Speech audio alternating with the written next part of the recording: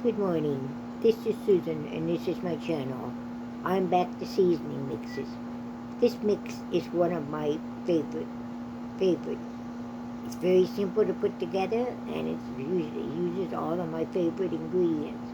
I use this almost every day. I use it on meats. I use it on potatoes. I use it in vegetables.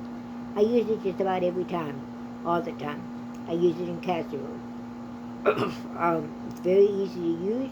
I make it, I put it in a salt shaker, and it sits right by my stove. So it's very handy. Another recipe I use all the time is apple pie spice.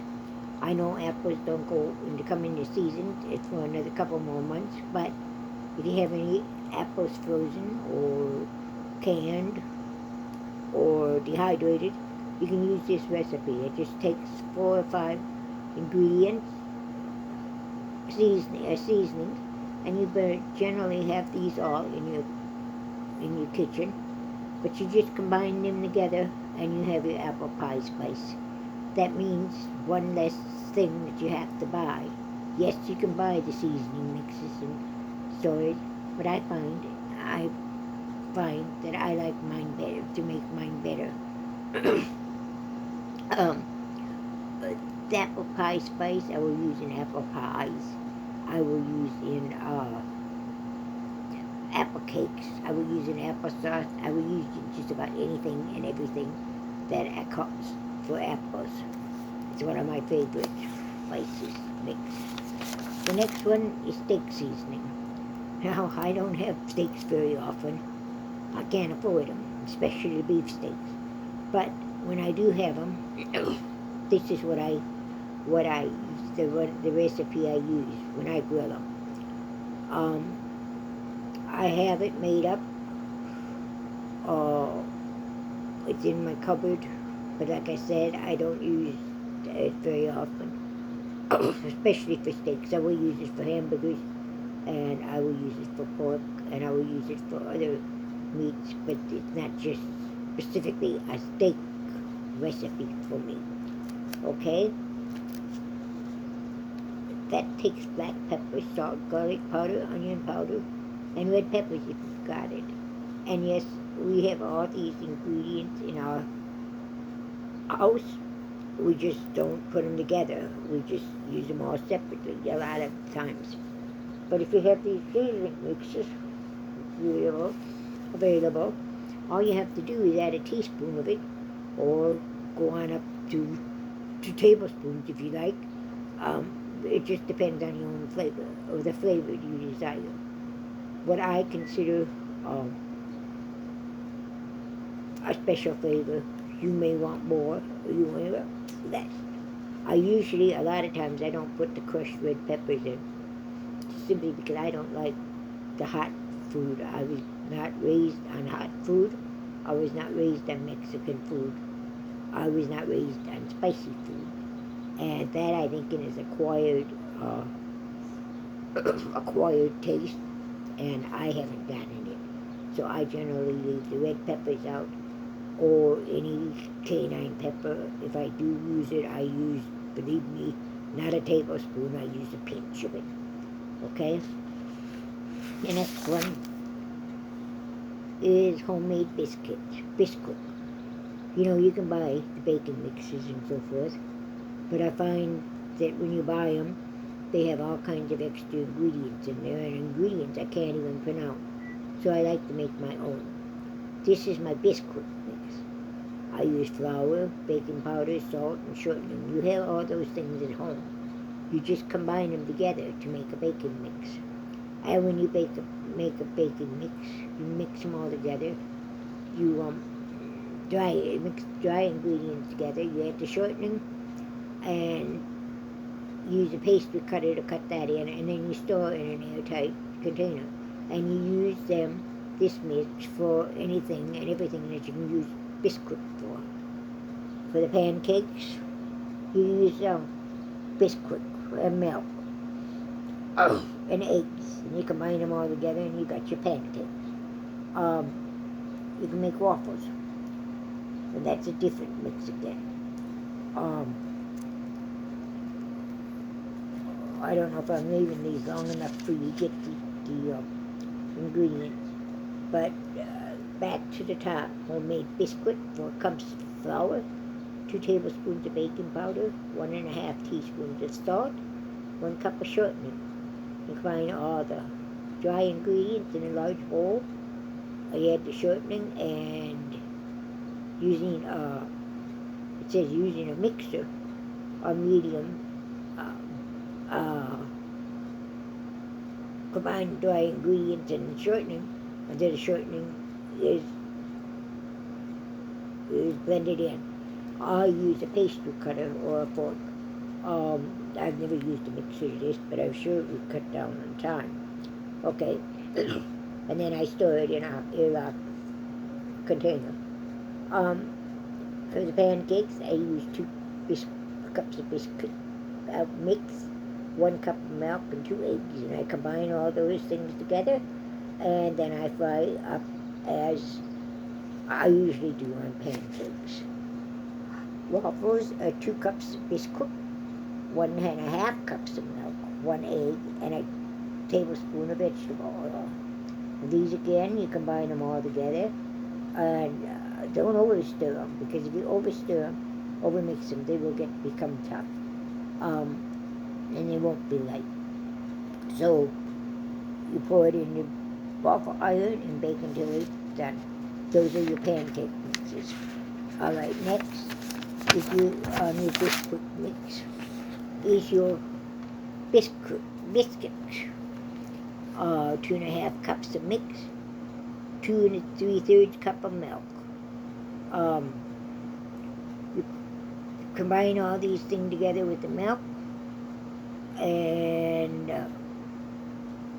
go on just like like you do a regular biscuit. Okay.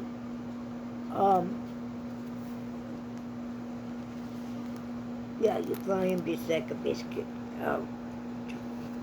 Mix the milk with the mix until you form a ball. You flour the surface and dump the dough out. You knead it for 10 times. Take your bowl to take your dough and pull it, and then put it back in a ball. So you pull it out as far as you can, and then you put it back into a ball. Pat it flat. Don't roll it flat. Just use your hand and pat it flat until it's about 1 3/4 inches thick. And then cut it out with cookie cutters, or like I use just a plain old glass. I use the rim of a glass, and I bake it for 8 to 10 hours until it's cooked. 8 to 10 hours, 8 to 10 minutes. I did tell it's golden brown. Boy, 8 to 10 hours would really give you one heck of a hard biscuit, wouldn't it? You could use it for hockey pucks or something or other, or as a weapon. And for dumplings, you can take 2 cups of the mix, 2/3 cup of milk, just like before, and combine them all together, and then just dump the dough into a hot boiling broth. Cover and simmer for 10 minutes. That's the things that you can make from your biscuit mix. And I find it very, very easy. I use it a lot. And like I said, I don't have any ingredients that I can't pronounce in my food. I don't have any additives besides what is actually in the flour and so forth. So that is one of my favorite recipes.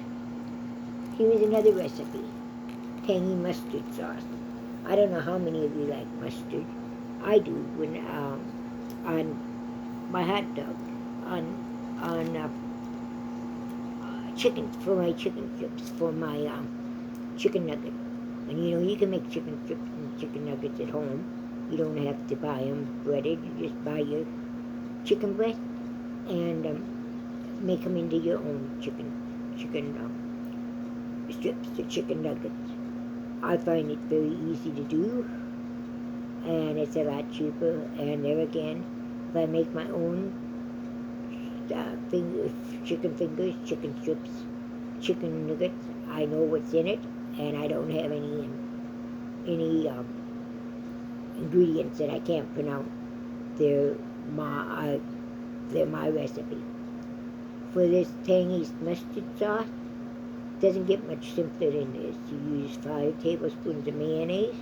I usually use Miracle Whip. That's what I was brought up on. That's what I was raised on. And so that's what I use.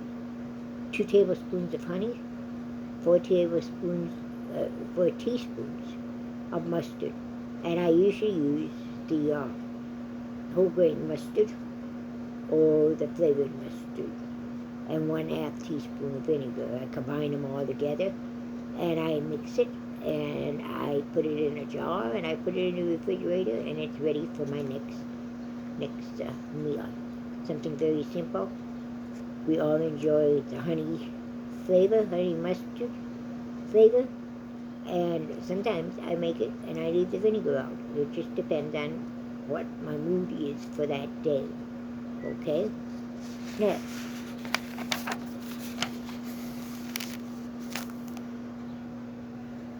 Here's my sweet onion mix. I will use this a lot of times in my sandwiches. The only thing I really don't like about it is the corn soup.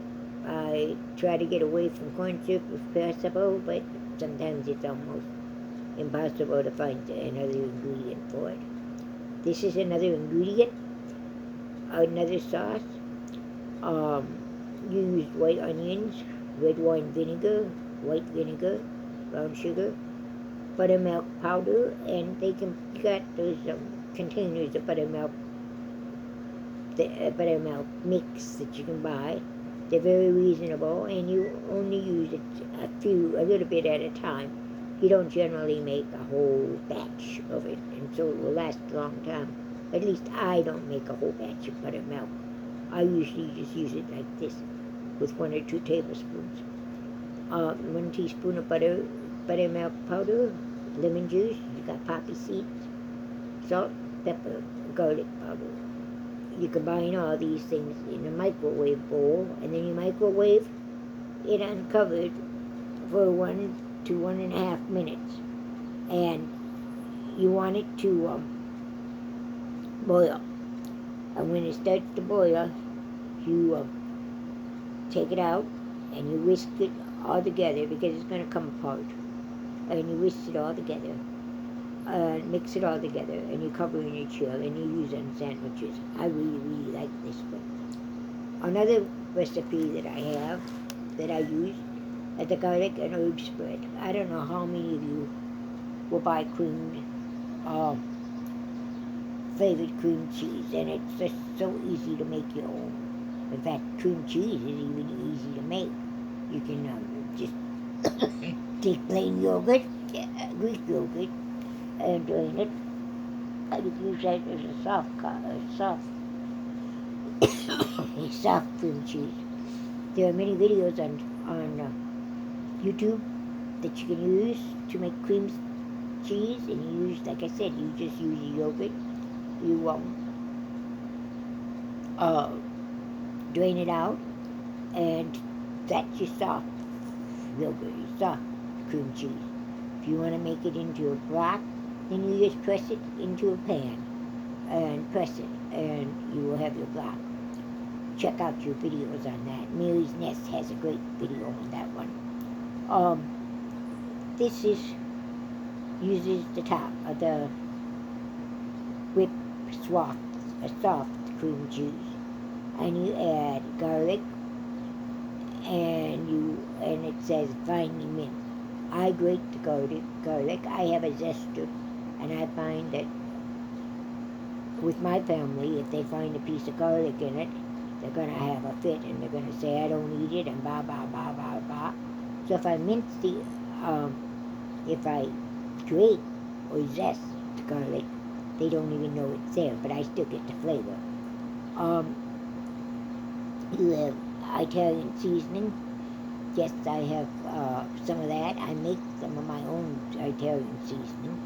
I don't know if I've given you the place for that. But anyway, then you take salt and onion powder, and you mix it all together, and very easily. Otherwise, you will break apart your cream cheese, and then you will cover it, chill in the refrigerator for at least 2 hours. And I usually do it overnight. Um, then you can serve with raw crackers or or vegetables or whatever. I a lot of times will spread it on my bread or my tortillas, whatever they're called, to make sandwiches or to roll up. Or you can make a veggie spread with the same recipe by using grated carrots, grated onion, grated garlic, and so forth. And there again, I usually use my zester to make them, and I like it. I use it a lot on my rolled up tortillas that I make with ham and pickles and so forth, or whatever, cheese, whatever I happen to have in the house. And then I cut them into sandwiches. That is one of my favorite lunches. Tortilla with rolled up ham or turkey, and then I roll up ham with the cream cheese, cheese on top of that, and I roll it all up tightly.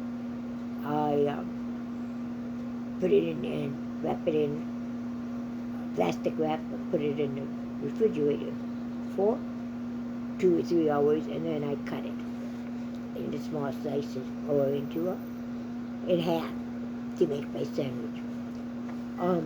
That's one of my favorite ones. All right, let's go see what else we got here. Black bean bread. I guess I kind of went off of seasonings, but these are all things that you can make at home, and then you can buy. You don't have to buy them. Something very simple. They're all easy to make, and that's what I like about them. This one will go on sandwiches. I use it a lot, again, on my tortillas, and with sausage, with cheese and so forth. I use it kind of like that. I like refried beans, but it's not really a refried bean. But you take your can of beans, or you cook them yourself, and I cook them myself. 3 tablespoons of tomato paste, 1 teaspoon of smoked paprika. I sure hope you're following these recipes and by looking at the page instead of following my directions, because I got tablespoons and teaspoons and blah blah blah, all should all mixed up. And if you go by what I'm saying, sometimes you're going to have one real mess, and it's not going to work. All right, you put it all together, put it in a blender, and you pulse it all until you've got the desired consistency that you want. Like I said, I use them for refried beans a lot. Sometimes I will put it on a pizza crust and make a taco pizza. Those are very easy to make. Homemade cream cheese. I've told you many times how to make cream cheese, and yeah, all you do is take a carton of plain yogurt and strain it in the refrigerator overnight. And separate the yogurt into the yogurt cheese, cream cheese, and the whey. The whey, don't throw that away, because you use that in bread and in other foods to add more nutrition to it. So don't throw stick it away. Put it in a jar and put it in the refrigerator, and next time you make biscuits or cornmeal bread or something like that. Add some more for your add some of that for your liquid, and it will be more nutritional. It adds more nutrition to it. And sometimes we need more nutrition. White wheat bean dip. You can buy all these things in the store, like I said. But if you make them yourself, then you know what they're made of. You know what's exactly what goes into them, and you can usually have a healthier choice by making them yourself. This one take white beans, and of course you can take your own beans and cook them. I usually use chickpeas in this recipe. So, and that's what I like. That's the kind of recipe we want. Add nutmeg, basil, oregano, pepper, salt, lemon juice, and olive oil. Mix them all together, and you put them in your food processor and you pulse until you get the right consistency. Place in a bowl and cover and chill and place in the refrigerator for at least 2 hours. Then you serve with fresh veggies or with crackers. I usually serve it with veggies. It just gives you an extra nutrition thing, nutrition-wise. Beans are good for you, and most of us have beans in our house somewhere, either dry or canned. You can use dry beans too here, cook them up, and then substitute that for a can of beans. I don't remember how many. I think it's probably a cup or 2 cups of white beans. Whatever you want, it's up to you. All these recipes can be changed to what you like, what flavors you want. How much of this how many beans do you want in there? How many tomatoes do you want in there?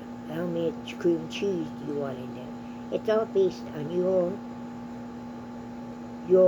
flavor, what you like the best, and you don't get that when you buy a store-bought thing. You have to take the way they make it, and sometimes it's not very good. Okay, I hope these recipes have helped you a lot. I will be back tomorrow, hopefully. I got a tripod now, so maybe we can experiment with that today, and we'll see what happens tomorrow.